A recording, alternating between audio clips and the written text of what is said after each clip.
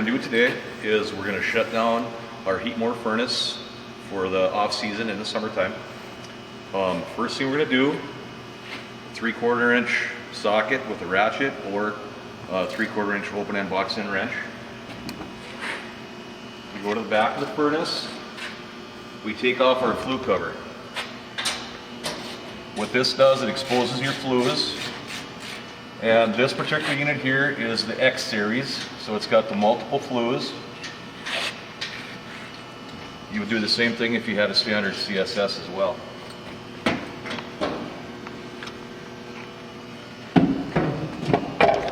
Okay, so what I've done is go ahead and I've taken the cover off. All of our furnaces come with this has got the X series flue scraper. I've removed the flue cover. Now with my scraper, you want to go through and clean each individual flue, push it all forward into the firebox.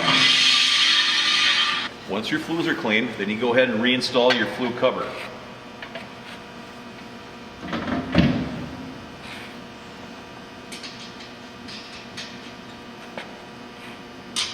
Put your bolts back on. Re-snug them up again with your wrench.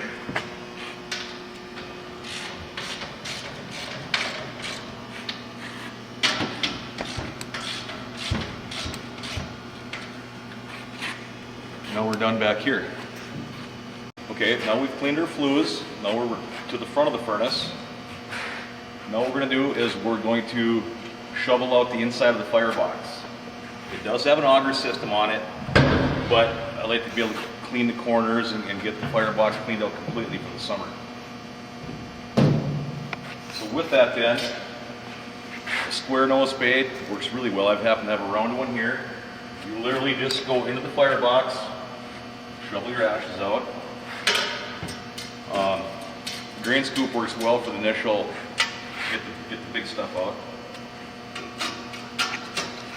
So once you've got all the ashes shoveled out, your corners are clean, you're right down to the gravel and down to the grates, then you're done with that.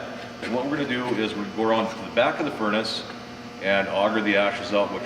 Okay, what we're going to do now, our flues are clean, the firebox is shoveled out. Now we're going to remove the auger cover in the back. You want to take both of these off because of these nuts.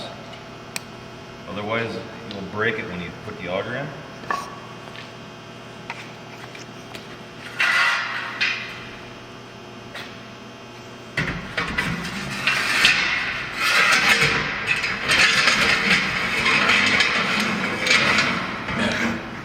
Okay, now you auger the ashes out.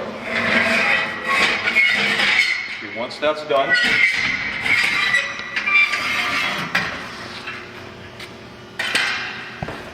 reinstall the auger cover.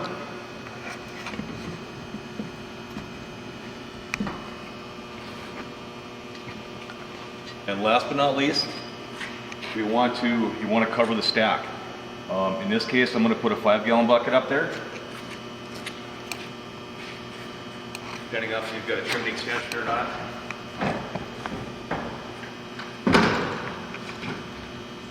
Because you want to keep the moisture out of the rain and stuff out of the firebox when the furnace is not being used. And just a side note, it's a good thing in the summer when you're not using your furnace, the power's off, turn your pumps on once a month at least. Let them run for 5 minutes just to keep, because they have a tendency, if you let them sit over the summer, they may want to stick, and then they won't. In the fall, when it comes time to fire the furnace back up, your circulating pump will be locked up. Just a side note. And okay, when you're all done with that, okay, now we're capped off, ashes are all cleaned out. Then what I suggest to do is take your either your pop-off ball or your breather off, and just top your furnace off with fluid, be it antifreeze that you've got in it or with water, so you know it's full right to the top of the standpipe. That way you don't have an air pocket inside the water jacket over the summer months when you're not using it. And that is about it. So basically all you need for tools is a shovel, a 3/4 inch wrench or a socket, your flue scraper, your auger. That's it.